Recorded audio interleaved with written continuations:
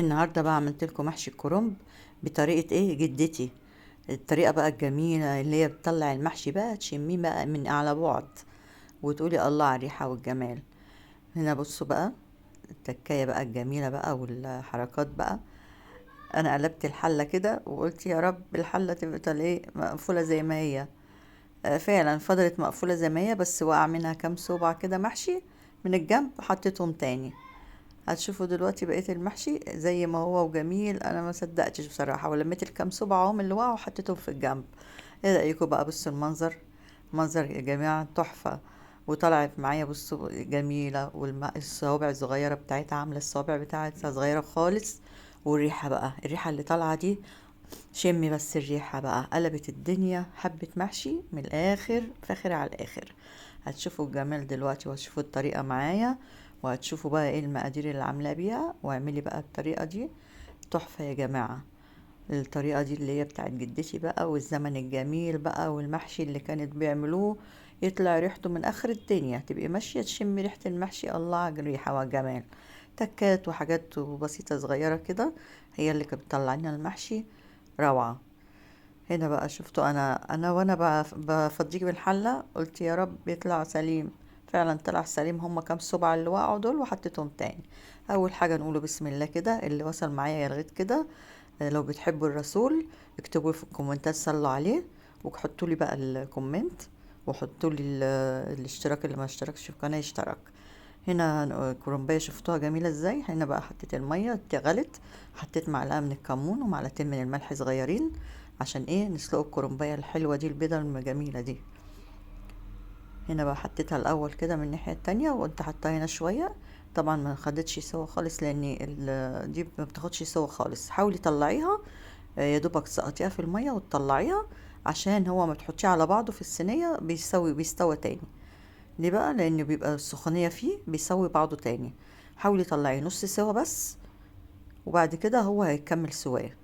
هيكمل سواه ازاي يا ماما ليلى؟ زي ما انتم شايفين انا مش بحطه على بعضيه اهو. السخونيه بتسويه اكتر، لان ده خضار يعني بسيط يعني بيستوى باقل سخونيه. هنا بصوا الكرنبايه الجميله دي، شايفين ما شاء الله.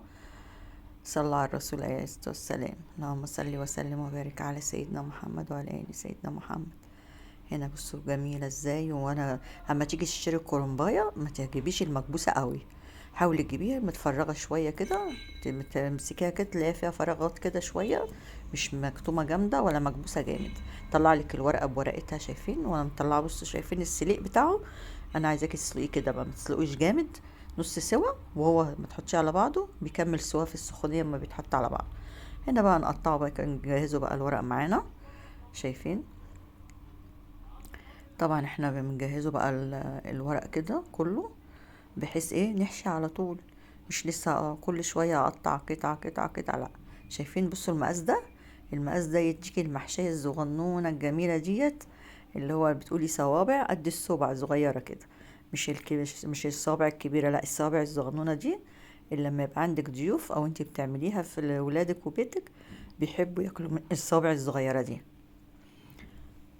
جهزي بقى كل الورق كده اللي خلصيه، الكرنبايه كلها.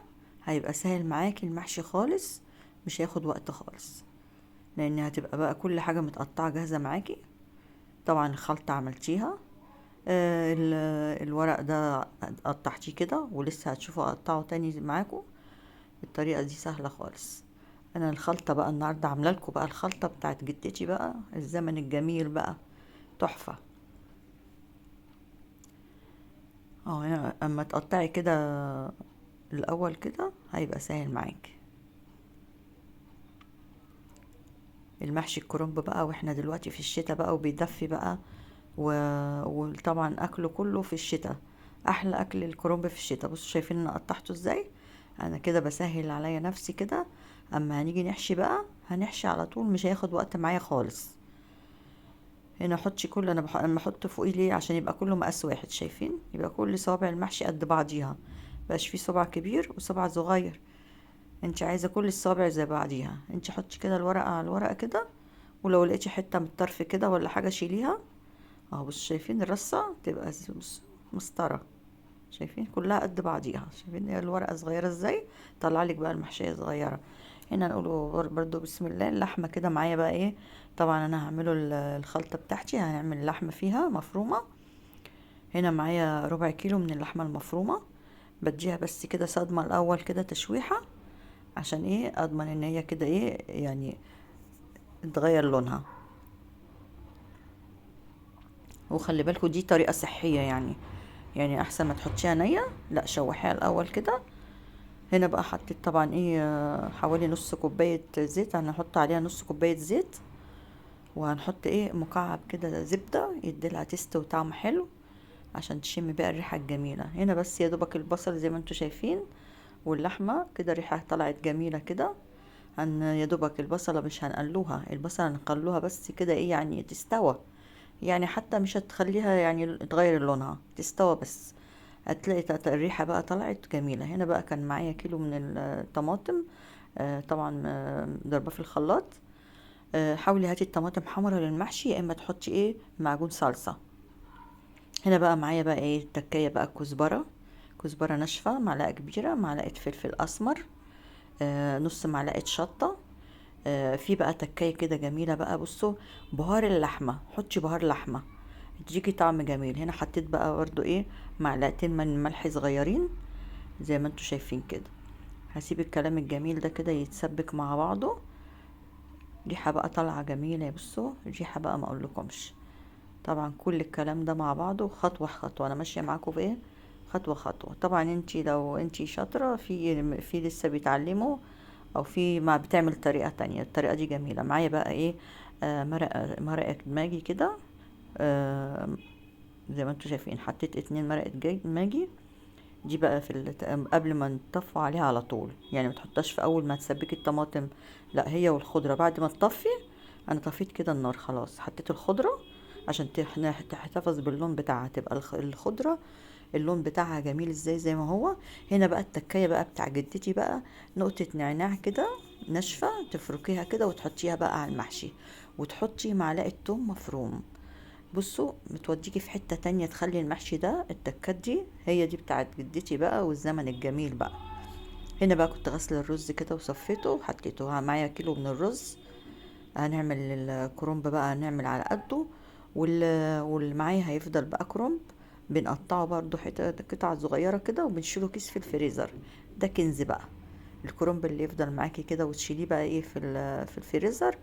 ده كنز بقى، أو اي وقت تطلعيه وتحشيه، بس على تعملي له خلطة وتحشيه. انا بحب قوي لو فضل معايا ورق الكرنب او ورق العنب او الحاجات دي بحبها قوي. هنا بقى عملت بقى ايه بصلتين كده طرنشات وحطيتهم، وطماطم طرنشات حطيتهم في القعر كده. عايزين بقى حبة محشي حلوين بقى وريحة بقى وطعم. هنا بقى الورق بص اللي قطعته كده، سهلت عليكي المشوار، وسهلت عليكي بصي المحشي ما ياخدش منك ثواني. يعني انت كده بتسهلي على نفسك كل حاجة كده، بحيث اما تيجي تحشي ما تزهقيش. هتلاقي الورقة بورقتها كده اللي انت هتحشيها على طول، مش لسه هتقطعي بقى وتعملي، لا انت مجهزة حاجتك كلها في الحشو، وسهل خالص.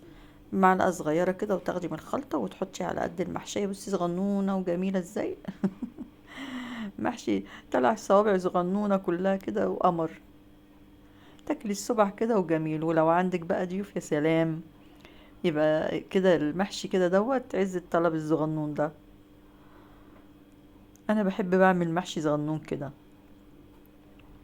اما اكون رايقه، يعني كده بحب اعمله صغنون كده. اما ساعات بقى ايه او ما يعني مكبراه شويه مش مشكله لو انا مستعجله، انما بحاول اعمله يعني كده عشان عندنا بيحبوه الصغنون ده الجميل. اهو بصوا بوريهولكوا صغنون قوي. الورق بقى كله قد بعضه، المحشي كله هيطلع الصوابع كلها قد بعضيها، لان انتي خليتي الورق كله قد بعضيه. التكايه دي حلوه قوي يا جماعه، يعني في حاجات بسيطه كده ست البيت طبعا لو خدت بالها منها هتطلع حاجات جميله. واحنا دايما يا ستات بنحب من كده ايه نحاولوا نعملوا اي حاجه بايدينا كده نظبطوها، بدل ما احنا بنعمله بالمره بقى. يعني الطريقه دي احسن ما تقعدي ايه كل ما تيجي تعملي تحشي تقطعي الكرنب وانتي بتعملي، لا، انتي هتاخدي على طول وتحشيه، ما ياخدش معاكي حاجه. هنا بقى حشينا الحله القمر الجميله، بصي الصوابع قد بعضيها كلها ومسويه وجميله ازاي. هنا حطيت غطا بقى تاني، غطا صغير جوه كده، عشان ده بقى بيكتم لي الحله السوا، يخلي لي المحشي يستوى بسرعه والبخار ما يطلعش منه، وتقلات كمان على المحشي. هنا بقى زقيتها زي ما شايفين شويه شوربه كده، وحطيت عليهم معلقه زبده، حبه فلفل اسمر، حبه ملح، حبه كزبره، كده يعني. الحاجات دي قلبتها كده، وحطي مرقه برضو عليها. حطيت غطا ومن جوه فوقيها غطا. هنا بقى كان استوى. عايزه بقى اقلب المحشي، يلا نقلبه المحشي. كانت، بصوا قلبته بقى كده، وكان سخن مولع، بهبد عليه وانا مش طايقه، ايديا وجعتني من السخونيه. بس في نفس الوقت قلت يا رب يا رب يطلع يعني نصه حتى كده سليم. ربنا سترها. هو وقع كام صبع منها، هتشوفوهم دلوقتي، شايفين الكام صبع دول من الجنب، والباقي كله سليم وجميل وطلع كده. ولا بصوا القعر وكده. انا لميت الصوابع حطيتها مكانها كده على الحروف، وظبطتها كده، شايفين جميله. شايفين البصل، لا فيها حاجه اتحرقت ولا فيها حاجه اتلسعت ولا اي حاجه.